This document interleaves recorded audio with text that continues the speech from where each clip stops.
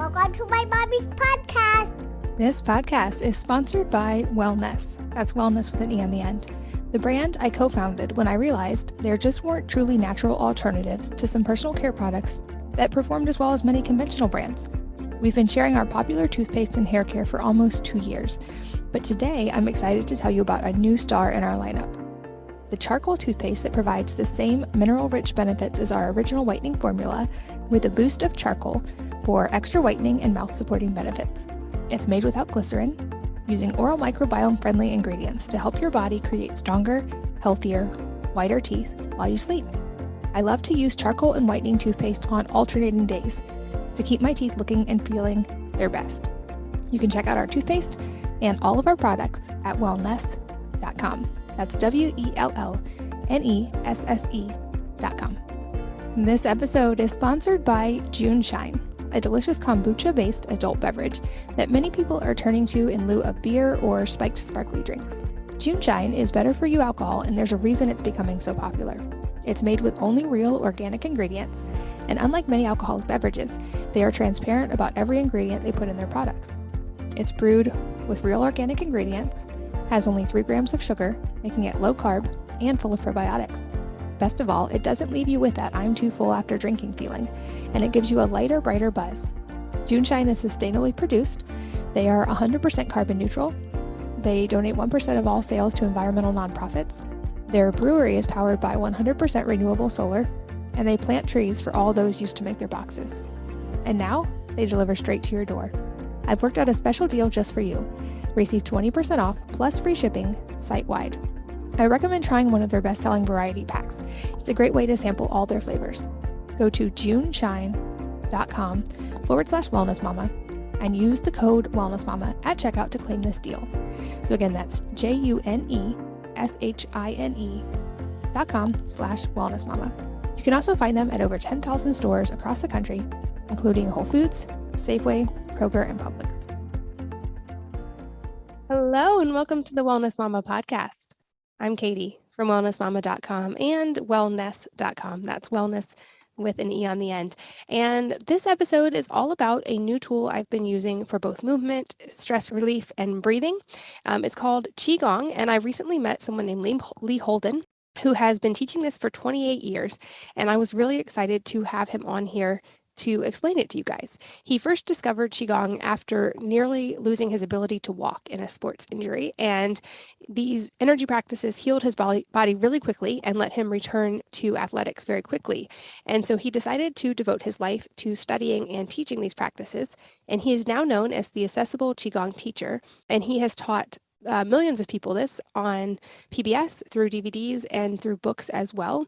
And today we go through what Qi Gong is and how he learned it, how it impacts our physical and emotional states, his own recovery, how he used this tool himself, why almost 90% of doctors' visits are stress-related, and how things like Qi Gong or even just breathing and meditation can have such a profound physical effect, and so much more. I'm really excited for this as a tool. I think things like this were really helpful to me when I was recovering from autoimmune disease and in my intense weight loss phase, because I was being very gentle with my body, and practices like this let you get movement and practice your breathing and find a calmer inner space without putting a lot of demand on the body, especially if it's going through any physical challenges at the time or just needs time to recover. So I hope that you will enjoy this interview as much as I did, and I hope that you'll check out some of the resources from Lee that are mentioned in the show notes at wellnessmama.fm. Like I mentioned, I have just started using Qi Gong as a movement practice, and I'm really enjoying it, and I would be curious to hear from any of you who decide to try it as well. So let's jump in and meet Lee. Lee, welcome. Thanks for being here. Hey, I'm so excited. Thank you, Katie. I am excited too. I got to meet you in person recently and have a really fun dinner conversation, and knew immediately I wanted to share you on this podcast, and also selfishly learn more myself, because we only had a couple hours to chat, and I have been delving into your work and want to keep learning. So to start broad, I think this is a concept I wasn't that familiar with. I had heard of and didn't really know much about until I met you. So to start really broad, can you kind of explain what Qi Gong is? That is a good question. You know, sometimes I say the hardest part about Qi Gong is how to spell it, because it's spelled Qi-Gong. Qi means energy. It's your life force energy, and Gong simply means to work with. It's a skill at working with life force energy. Now, what is life force energy? It is everything. It's the energy of your body, like your health, your vitality. How much energy do you have, right? It's your emotions. What are we feeling? What is the quality of your energy? So there's a big difference between somebody who's stressed out, angry, frustrated, and agitated to somebody who's happy, at peace, in a joyful state. That's a difference in quality of energy. And I think we all can understand what that's like. And then there's the energy of our mind. What's the quality of our thoughts? What are we thinking about? And then how do these all influence each other? How do our thoughts influence our emotions? How do our emotions influence our bodies? And that is the skill, the gong, of working with life force energy. So really, it's a practice of working with all of yourself in life. Sometimes I tell people Qi means aliveness. It just simply means this force that keeps us alive. It's pointing at the direction of who we are, and who we are is mysterious because we still don't know how the heart continues to beat, what starts the heart beating in the first place. What's this light in our mind? When we close our eyes, we can see images. We are very mysterious, energetic beings. And that's what Qi really means. And how do we optimize it so we can lead happy, healthy, fulfilling lives? And I have a feeling I'll end up sharing some of my story too. I've shared a little bit on this podcast before, but I feel like in the Western world, we are typically more educated on the physical side and the medical side. And I certainly have been through my own journey of realizing just the importance of the connection of the energetic side and the emotional and spiritual side. I would love to hear a little bit more about your story and how you got into Qigong and into Eastern medicine as well. Wonderful. It started with an injury. Sometimes these adversities in life lead us to some amazing new paths. I was a collegiate soccer player. I was just starting. I felt, amazing, so excited about my season coming up.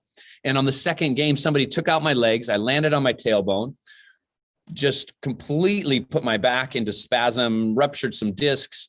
And the doctors said I was out for the season. I had the cortisone shots. I took the painkillers, and the pain actually didn't go away, but it did give me a stomach ache. And I had this horrendous stomach ache from the painkillers. And I was like, there's got to be a better way. And when I was a kid, I studied martial arts. And I remembered vividly this martial arts master, he broke a big stack of bricks. And he told me that the way he did it was with Qi. And I said, oh, I want to get me some of this Qi. I went back home and I saw this guy and he gave me acupuncture. He put some needles in my back. He showed me some Qi Gong exercises, showed me how to stretch. He showed me how to bring energy to that particular area. It was the Qi that was going to help to heal the body. And really in 2 or 3 treatments, I was 95% better and I was playing again. And when I was playing before every game and before every practice, I would do these strange exercises. My teammates were like, teasing me and stuff like that, but they started doing them too. And, it was really a catalyst for me. I was like, I want to do this. This is something I want to do. I want to teach people how to do this because I wasn't seeing anybody learning these skills. And as I delved into it a little deeper, at the time I was studying psychology at UC Berkeley. So 2 years into studying psychology, I hadn't learned one technique on how to make anybody feel any better.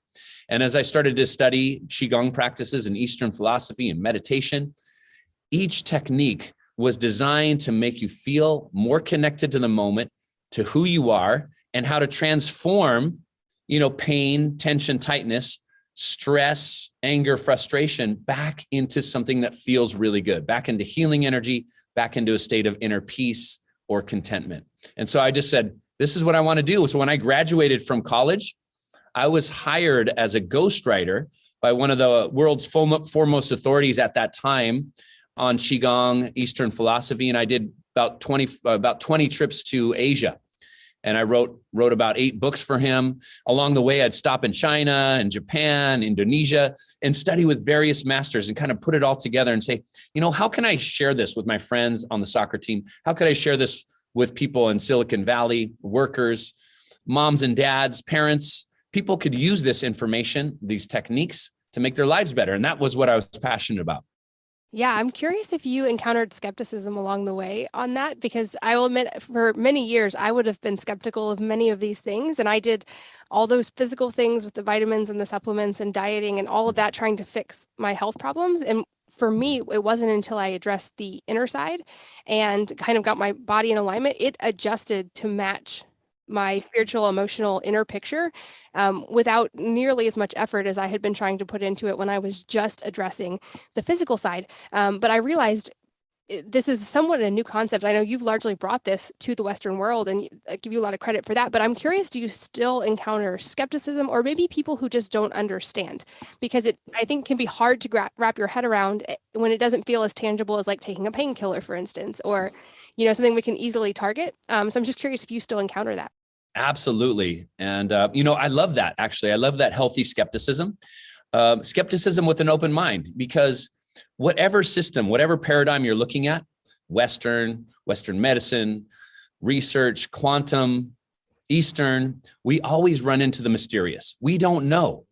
We're learning new things each and every day. And what's exciting about our time is this ancient philosophy, this Eastern medicine, and Western research are all coming together. It's a big convergence right now. We're starting to talk about the same thing from two different paradigms. And I think this is a very exciting time where we can prove, or we can objectively look at Eastern techniques and see their relevance. Now, just a quick story. So I'm an acupuncturist now. Flash forward from my story, 15 years. This wife brings her husband in to see me because she had a lot of success with acupuncture. She brings her husband. Her husband's an MD. He's like, just so you know, I don't believe in any of this stuff, but my wife won't stop talking about it. You got to go see Lee. You got to go see Lee. So I'm just here to appease her. You don't even have to do anything. I'm just going to lie on the table. And I said, well, while you're here, why don't I just put some needles in? He had shingles, so he was in tremendous amount of pain. I put in about 7 or 8 needles, came back, 30 minutes later, took the needles out. He was like, thanks. This is not going to do anything.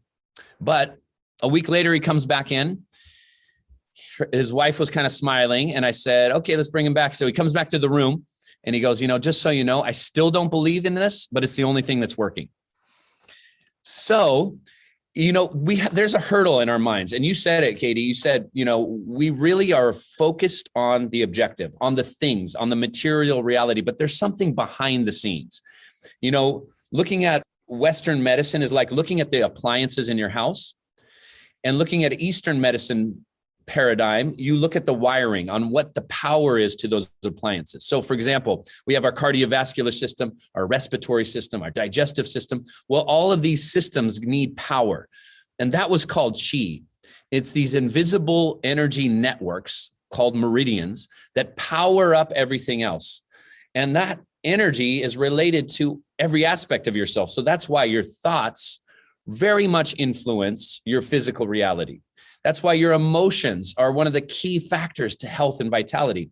And you're not alone in your experience, because most people try to work with a physical problem by taking a physical substance, painkillers.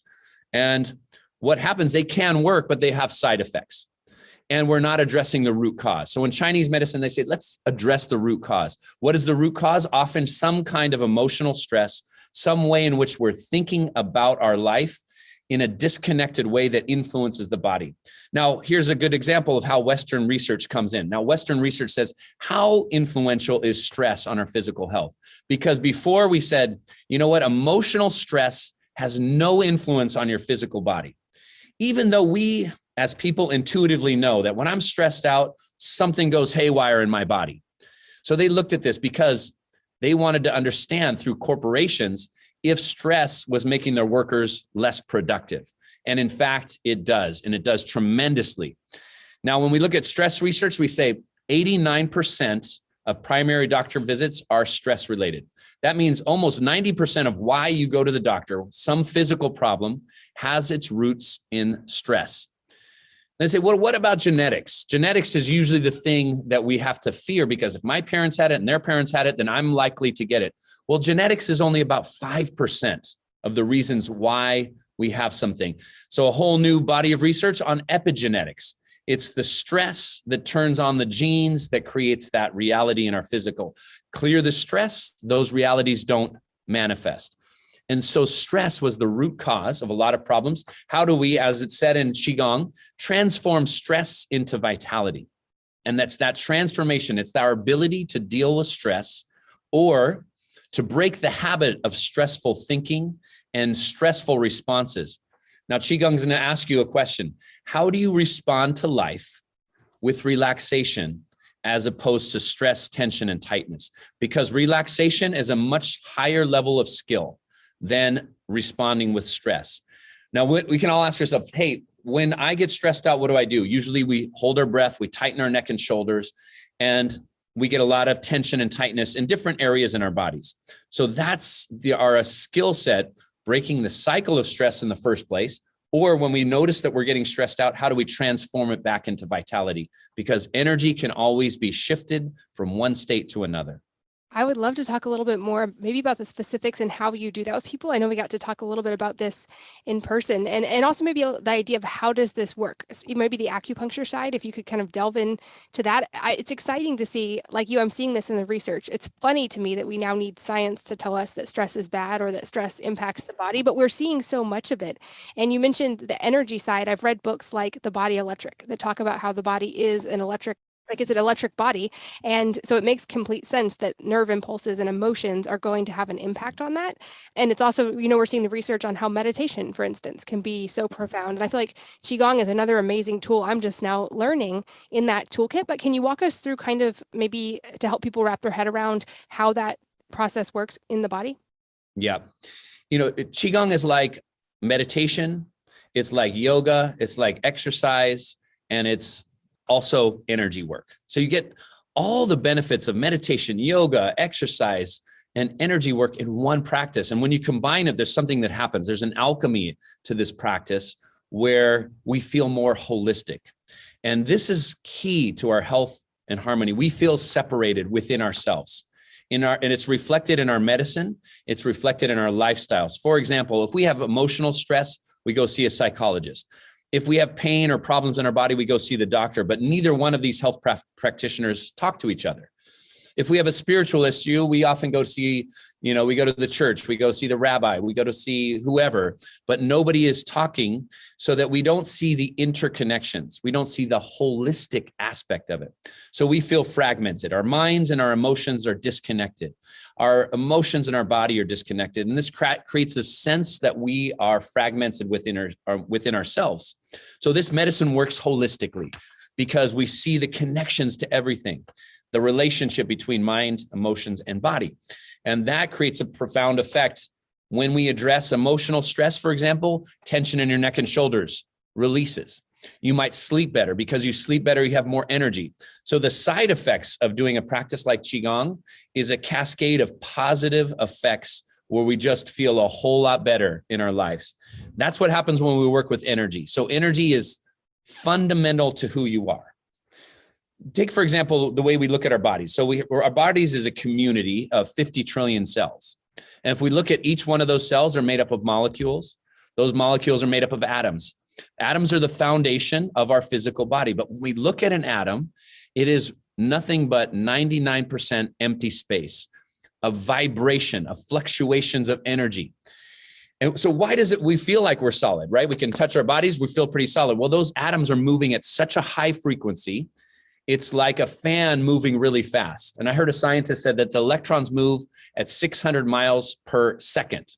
I don't know how they got that number with the little, cellular radar gun, but 600 miles per second is an astronomically fast speed. And all those atoms in your body give this sense that you are a physical being, but really we're energetic beings. So that's when we look at it from a Western perspective, we say, hey, we're empty space, an empty space of vibration. We look at it in an Eastern energetic perspective.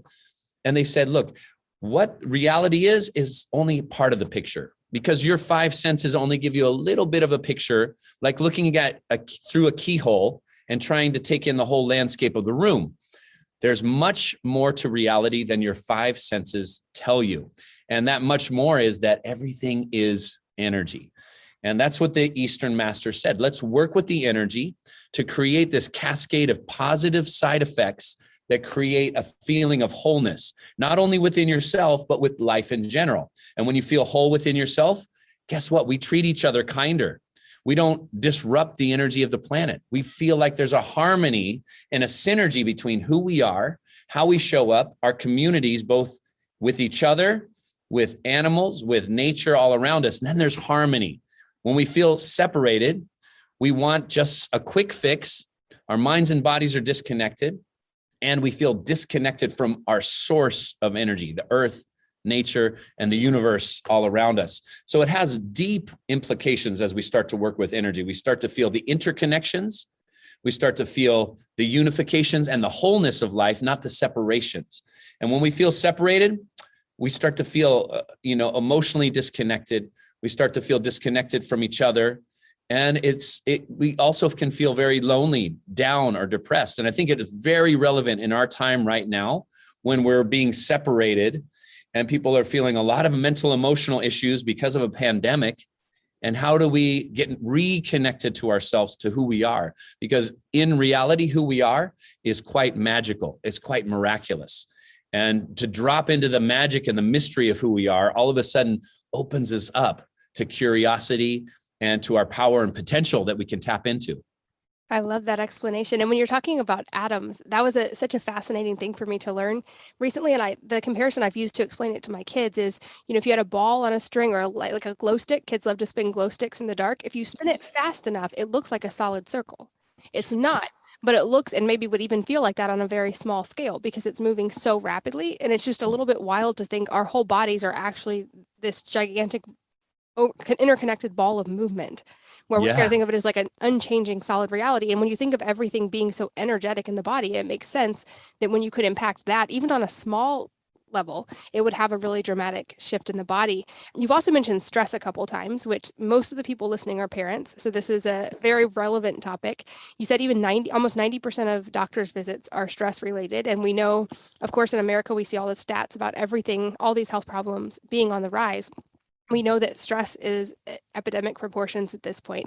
And so I'd love to talk more about the stress side and how this body change is happening. I wonder, is it like a shift into parasympathetic that allows also in a physical sense, stress hormones to equalize into proper levels, digestion to improve, sleep to improve, or is it something even a different level than that? Yeah, I love that. We're just all big, giant glow sticks, We're made out of light and energy. That's the thing. We're made out of the same energy that comes from the stars, and the starlight is within us. And so how do we optimize our energy? Qi Gong was called the art of preventing disease and prolonging life. Preventing disease and prolong. So how do we prevent? We manage our stress. That's number one. We still don't quite know how to do that. How do we transform stress into vitality? These are skill sets that are not taught because we're so heavily focused on the objective world and on the external. And we can reorient to give some credence to our internal landscape, to our internal reality, to tend to that first, because you have power within yourself. And where we feel powerless is often in the external world. There's all these problems, environmental, a pandemic. We feel powerless. When we feel powerless, we feel stressed out. Our natural reaction to regain power is to do something within ourselves. So that's why people tighten up their muscles. That's why people start to hold their breath, because they're going into survival mode. And Katie, you said it. It's about your nervous system. How do we switch from sympathetic stress mode into parasympathetic relaxation mode? Rest and digest, as it's called.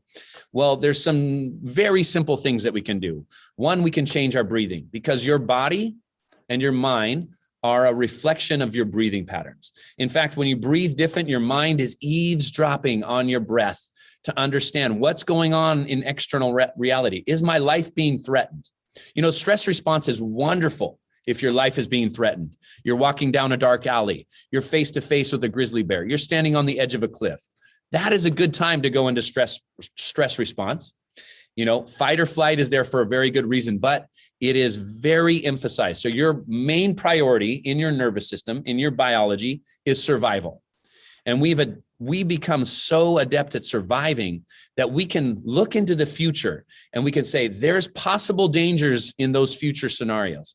And we bring those dangers back to our present moment, even though we're perfectly safe right now. We're going to project our minds into the future. What if this bad thing happens? What if the stock market crashes? What if this? What if that? And we bring it back into the present moment, and we take all that stress and we internalize it. What if we could look into the future and say, I'm going to focus on all these exciting, wonderful things that happen. In Qi Gong, we say, where the mind goes, energy follows. And where the mind goes, if we look into the future and we can start to say, that's what I'm inspired to do, those are the exciting things that I'm going to start to visualize happening, we bring back a whole different kind of energy into our present moment. So hardwired in your nervous system, survival mode. And it's very turned up. We're very keyed and turned up to survival mode. That's why we look at negative. That's why we can pay attention to negative news. You know, you look in the newspapers, there's not positive news because we're not hardwired to look at the positive. It's not even interesting to us. So we have to train it. Happiness is very low on the list when it comes to survival. So we have to retrain our way of looking at life. And then all of a sudden we can start to cultivate. You know, energy work is like a gardener. You're cultivating energy. We need to compost the old. We need to put it in the right place, like fertilizer on the ground. If we want to grow a garden full of flowers, vegetables, and fruit, we need to know where to put the energy. Otherwise, we're taking this compost and we're putting it in the house. We're throwing it at our neighbors, and it's not useful in the way that we're working with our mental, emotional energy. And when we can utilize it in the right way, all of a sudden we have a beautiful garden where we're feeling healthy. You know, here's the key for your audience. You can feel high levels of energy, happy, strong sense of vitality, and really connected to your life's purpose or fulfillment, whether you're, you know, going to work, whether you're parents, I mean, especially parents, because nobody realizes how challenging being a parent is. You know, I have an infant and twin 13-year-olds. And that kind of gamut, the challenges of having an infant, Katie, and having teenagers, when you feel centered and energized, you show up as a parent completely different than if you're depleted and stressed out. You know, when we're energized, we have that calm sense of being centered. We can help to guide the energy. You know, they might be fighting, they might be irritated, but we could say, hey, let's just relax. We can skillfully help to guide the circumstance rather than yelling and screaming and slamming doors. You know, that does not feel good to anybody. So what I love about this kind of work is that it translates directly into your life quite immediately.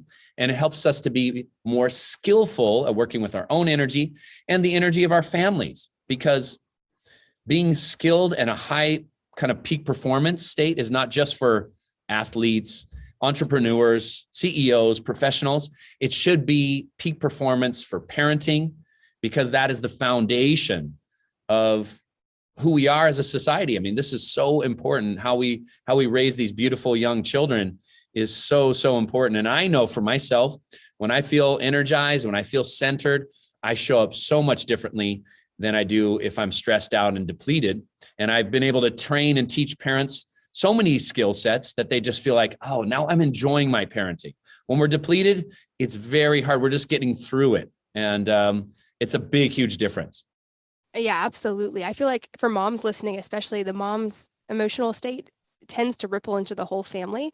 And I love that you brought that up about, it shouldn't just be CEOs and high level athletes and entrepreneurs who are able to operate in this state of flow.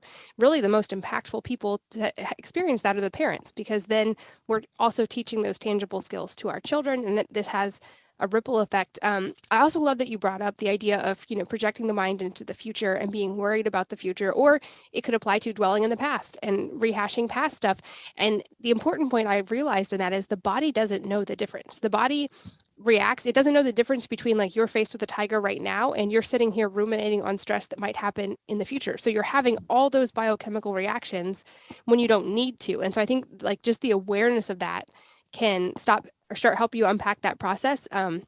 Like you, I think the news is a great way to perpetuate that stress if you want to stay in a state of fight or flight. And I often answer the question when people say, what's the single most impactful thing I could do for my health? I'm like, well, there's a lot, but turn off the news. That's a big one, because your body doesn't know the difference between I'm in physical danger right now and other people are having this bad experience across the world. And you don't get that space for that stress to go away. I'm curious, do you see HRV changes, or have they ever studied HRV changes when people implement practices like Qi Gong? Yeah, absolutely. These are such great points, Katie. Like, we're stressed out about our own lives. Then we turn on the news, we look at our phones, and we're bombarded with what we might think of as negative energy, a negative perception, because as we perceive something, it changes our biochemistry. Or another way of saying it, it changes your energy. Now, stress in terms of Chinese medicine, Qi Gong, we'll say it creates stagnation of energy. It's like sitting in traffic when you're late. That is a perfect example of stagnant energy where stress from the environment starts to infiltrate. But here's what you can do. You can get more skillful. When you recognize stress, what I want people to do is instead of tightening up, I want you to relax more. When you're sitting in traffic, when you got that meeting, when things are stressing out, your kids are going crazy, I want you to relax more. Can I relax into this? And can I take a slow, deep breath? Because as you slow your breath down, that stress in your environment will not infiltrate your system. So yes, let's try to limit the stress that comes in, but we are in modern life where stress is all around us. I want you to also become better at managing and dealing with the stress that's there. So you don't have to contract, tighten up, and go into that stress mode. Katie, you mentioned HRV, heart rate variability, right? This heart rate variability is when that's high, it's showing that we are managing life stresses well. Internally, we're more in that parasympathetic state. So a couple of my students, this is some years ago, they were some of the first to market on an app on measuring heart rate variability. So they would bring it into my classroom. This was back when we could have big live classes. And we all got hooked up to it. And quite wonderfully, heart rate variability went way up with Qi Gong practice, way up. And we haven't studied it enough, but those are the kinds of things that I think would be wonderful to start to look at. How do we start to bring in organizations like Heart Math into Qi Gong practice? Because we know if you look at Heart Math, they study heart rate variability. They study the heart in an in-depth way. And guess what? Their research is showing and pointing to what the ancient masters have talked about from all different cultures, from Tibetan Buddhism to Indian yoga to Chinese Qigong, that meditation, that energy work, that slow breathing, that breath work practices all help your heart, and that your heart is much more than just a pump that circulates blood. It's an amazing instrument that tunes you to life all around you, and that they can measure your heart, your particular frequency. They can say, Katie, I'm going to measure your heart rate, and it can be 15 feet away from you, and it is an electromagnetic signature that is unique to you. So on the space all around you, that energy from your heart is clearly you, like a fingerprint. And this is quite amazing because it's not anything physical. It is your energy field. Just like the earth has an energy field called gravity, you have an energy field, and we tune into that heart energy from other people, and we can sense and feel their emotions before they even start to speak. That's why, more than 80% of communication is body language.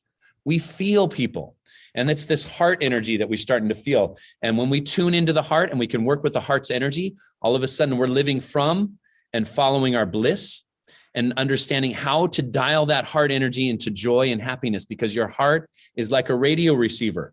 There's all kinds of frequencies out in the world.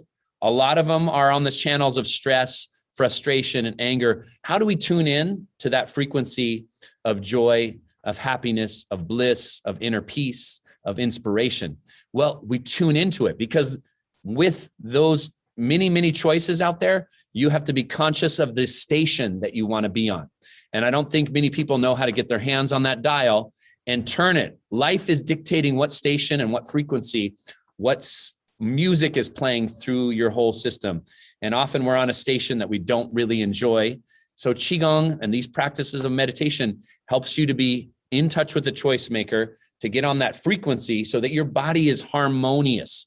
You're on a station that sounds really good. I mean, a lot of us are on, heavy metal music, and we don't want to be. We want to be on some smooth jazz.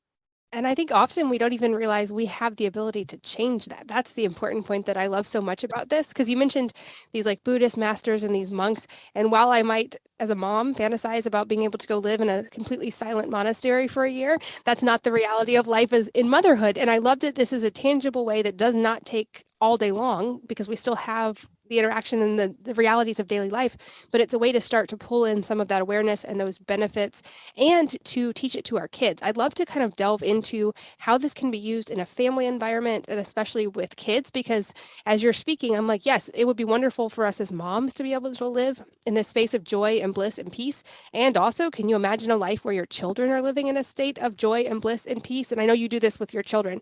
So let's talk about how this can be a really valuable tool within families. Yeah, that is wonderful, because, we can't, I mean, one technique is to separate ourselves. We go on a retreat, we go on vacation, we get away, we have a mom's weekend away, a dad's weekend away, let alone a year, in a monastery where we're, meditating for hours on end and getting away from it all. I think the true test really is, can we stay relaxed in our home environment? Can we stay centered and, resourced in the challenges and the adversity of modern life? Now, there's a couple of benefits from doing that. One is that we challenge ourselves. Through stress, we get stronger. Now, this can happen. We can get stronger through stress if we're not depleted. So it is about almost like going to the monastery each and every day for a few minutes. Go to your happy place. Find a practice where you can say, hey, mom needs 30 minutes to do her breathing, her meditation, her Qi Gong, to recharge and replenish our energy. Then you come back into your day more efficient, more effortless, more centered, more grounded, and you're a better version of yourself, because we're all not the version we want to bring into the world when we're depleted. So recharging is one of the first steps that we can do, and having a replenishing practice each and every day so that you can be at peak performance as a parent. Right now, how do we get our kids to do it? Because their kids, even me, they say, do we have to? Okay, come on, let's do some Qigong. Do we have to? It's a little bit of a tricky, I feel like I'm a Jedi, trying to be a Jedi master with my kids, to try to say, hey, how do I get them to do healthy things? How do I get them off their phones? How do I get them out in nature? How do I get them eating healthy? And these are all very challenging circumstances to get teenagers to do these things. Well, there's some simple things. I often ask them what they want to do first. Hey, what do you want to do? Hey, I want to go play with my friends. I want to go do such and such. That sounds great. Let's make that happen for you. Here's what I'd like you guys to do. How about you guys get to go play with your friends? But first, we do 15 minutes of Qigong. Okay, great. Now we're in a harmonious win-win circumstance. Like, for example, yesterday, I got them to go on a bike ride in the redwood forest. We stopped at a bench and we did a meditation. Then they got to go play with their friends. Sometimes I feel like I just feel so like victorious when I've gotten my kids to do something really healthy and they're into something like that. Now, I do have some Qi Kids programs, and I'm even talking to public television. I have a long history of working with PBS with Qigong. And we're even talking about a Qi Kids program. And I'm really excited about that, because it is true. I feel like, can we bring these skill sets to our children when they are being bombarded much more than you and I were with all kinds of things through social media, through their friends? And it's not like we can't shelter them from all that stuff. We got to raise smarter, more well-adjusted, more in tune with their choice maker children. And we can do that, as families. And it's about planting seeds, So every night before we go to bed, I put on a little, 5-minute meditation for them. Every morning we get up, we try to do, 5 to 10 minutes of Qigong. It doesn't have to be a big, long thing, but it's just those, reinforcing positive things.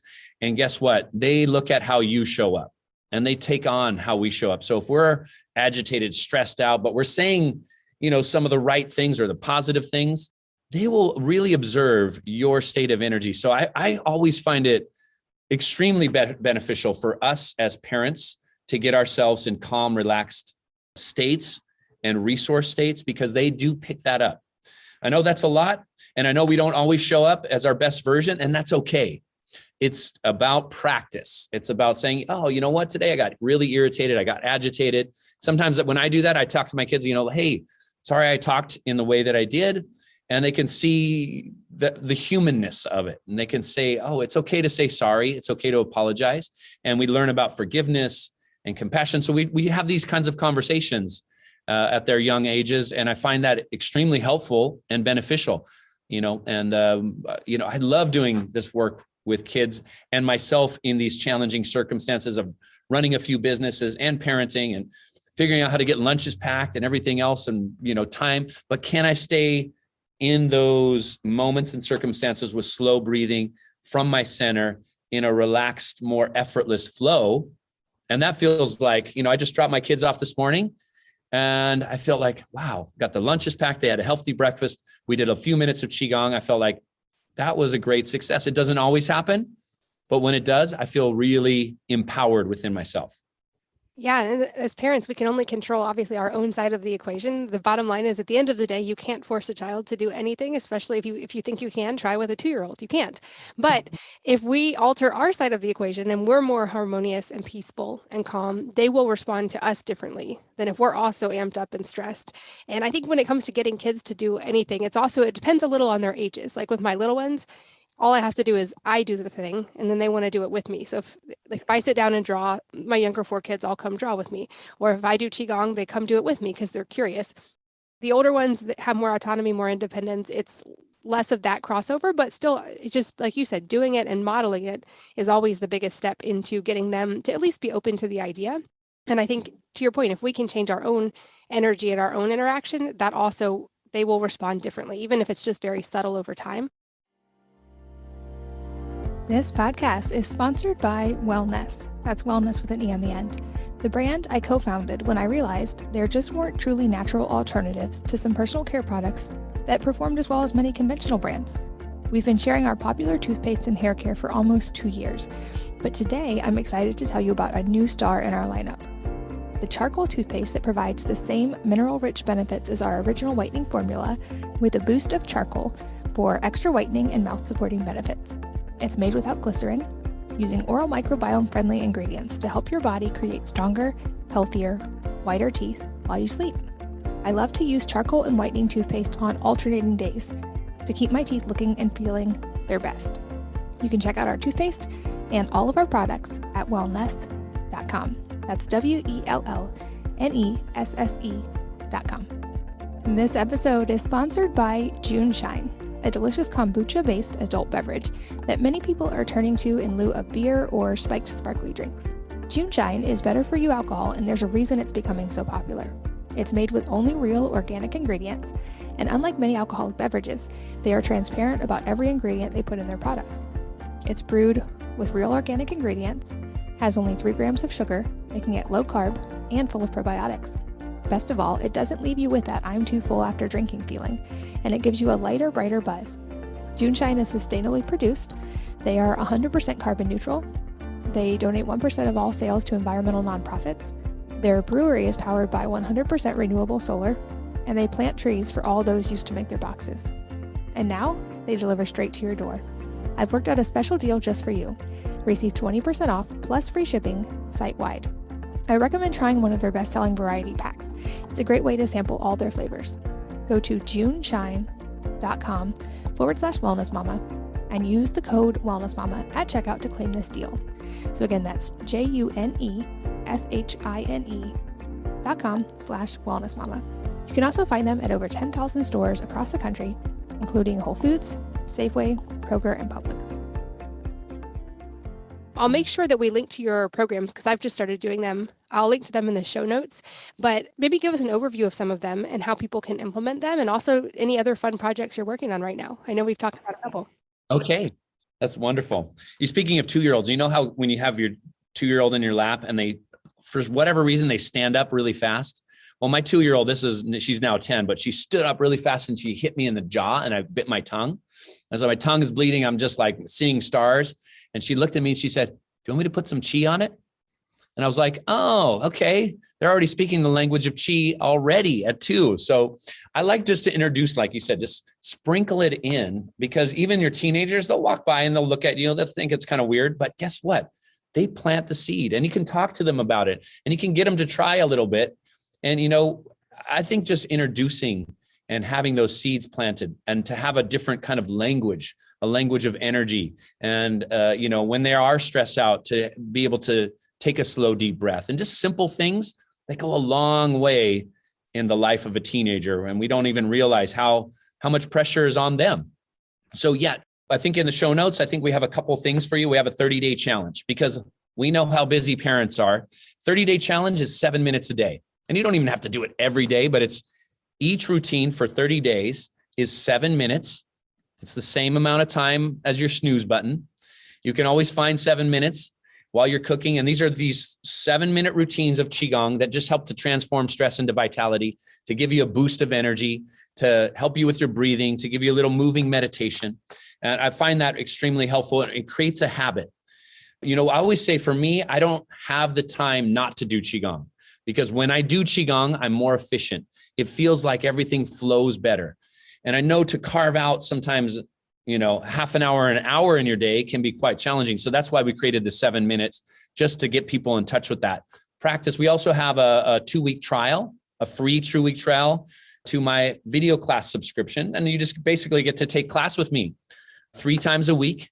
And there's always, 8 classes on that subscription that you get to try. You can come live, or you can just tune in whenever you have time in your schedule. And we break that into a 20-minute routine or an hour of Qigong and a 15-minute meditation, thereabouts. And so you can dive into kind of what fits your day and what fits your time frame. And unfortunately, I have to apologize to your audience, because this practice can be quite addicting, because when we start to feel more energy, we're like, yes, everybody wants more energy, and it can really charge you up with a lot more energy, and it feels really good. The good news is that it really works. The bad news is that you actually have to do it. It doesn't come in just a pill. And the reason I like that is because it is so empowering that when we say, I have a headache, my neck and shoulders hurt, I have digestive issues, Qigong is a practice of self-healing. And it's important to remember that your body has tremendous healing power.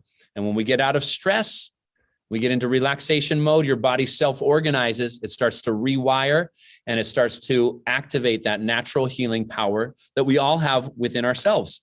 And that's the beautiful thing about this practice. So would love for people to try it, that 30-day challenge, or just jump on that 2-week free subscription and come to class with me and give it a try for yourself and see how amazing you can feel when you start working with your own life force energy. It's always fun when it's positive side effects. Like side effects may include better sleep and more energy and less stress, instead of like side effects may include liver failure, death, and like all the other things you normally hear. Eyes to glow, right?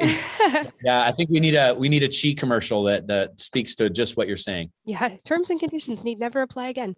I also love, because this is, to me, it's a time-saving way to stack a lot of those things that maybe we know we should be doing. Like we've probably heard we should be meditating, we should be exercising, we should be breathing. We know these all have a really positive effect. And this is a way to, in a short amount of time, compound the benefits of all of those. And I would say bonus points if you do it outside and get sunlight and grounding while you're at it.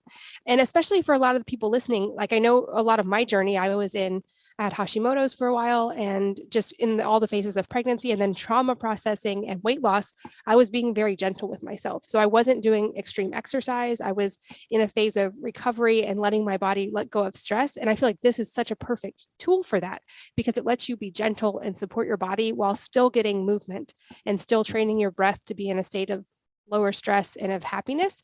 So that would be my encouragement to everybody listening, is to just try it. Like you said, try it for 30 days, practice and see how it works in your life, and let your kids join you if they're willing. You mentioned something that just reminded me. I was on staff with Weight Watchers. They hired me to create their Beyond the Scale program. So I worked with them for 2 years.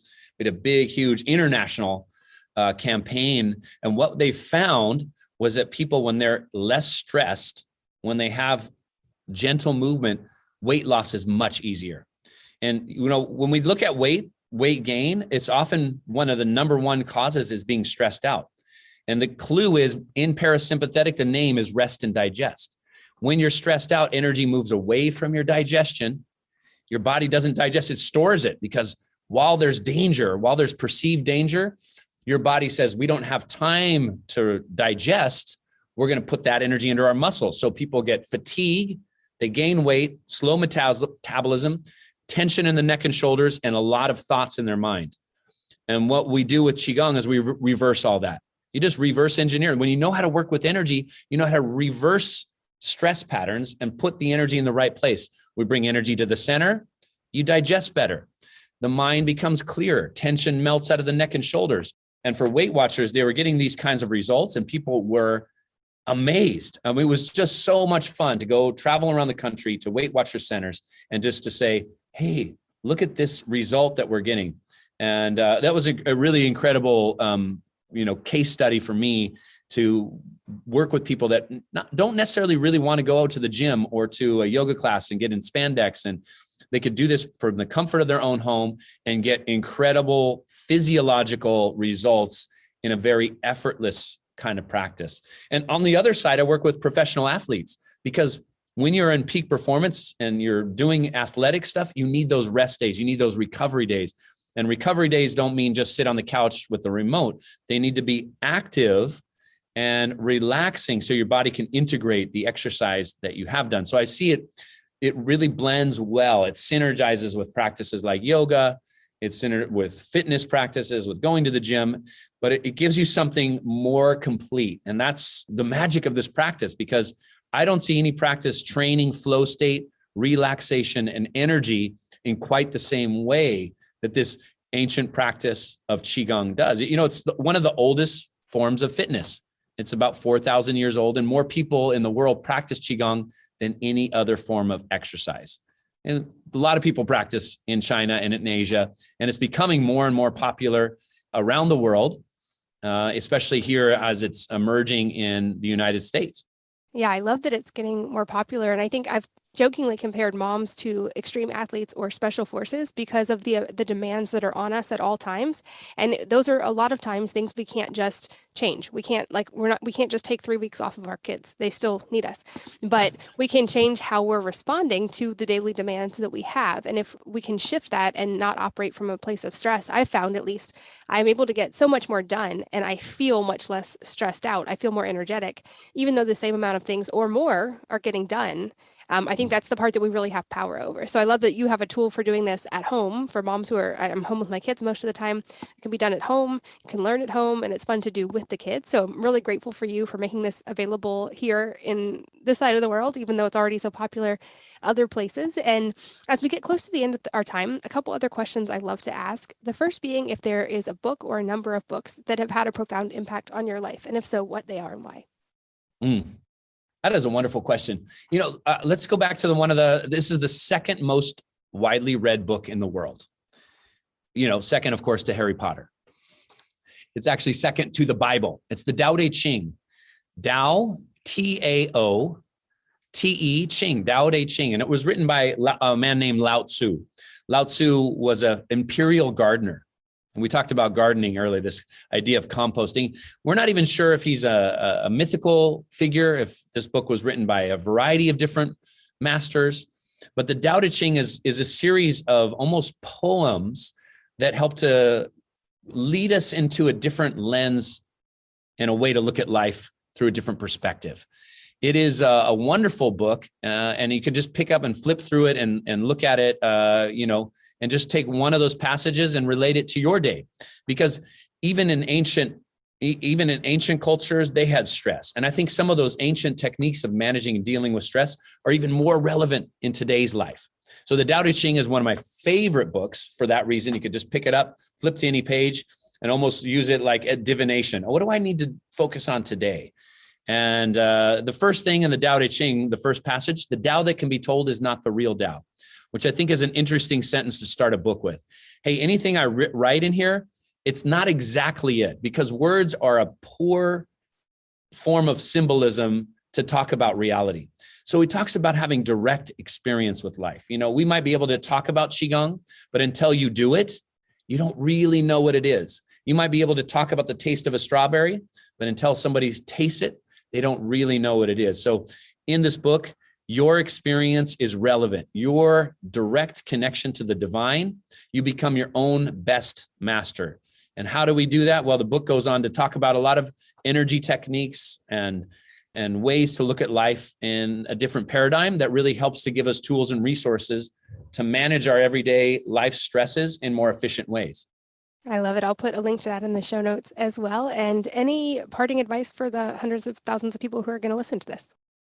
Just, stay in the flow, guys. Stay in the flow. Qigong is about flow state. It's an ancient way to stay in flow. Now, flow is different than stress. Flow is when we're in the moment. We can just drop in.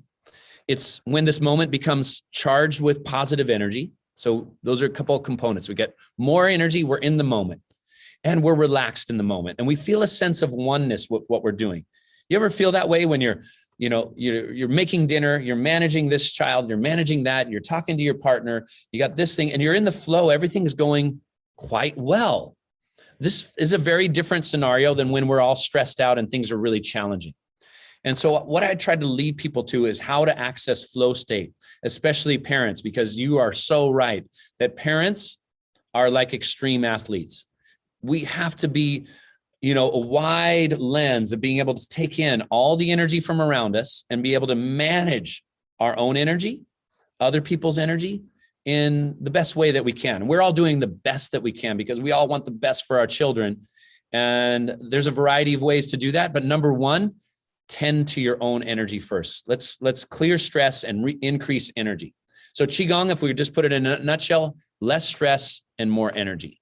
And who doesn't want less stress and more energy? So that's what this practice is designed to do. And I love giving people tools and resources to charge up, to clear stress, and to manage their life with more effortless ease. I love that. You're right. Who doesn't want less stress and more energy? And I love that you have resources for this. Again, they'll be in the show notes at wellnessmama.fm. For any of you guys listening while you are driving or exercising, you can find all the links in the show notes.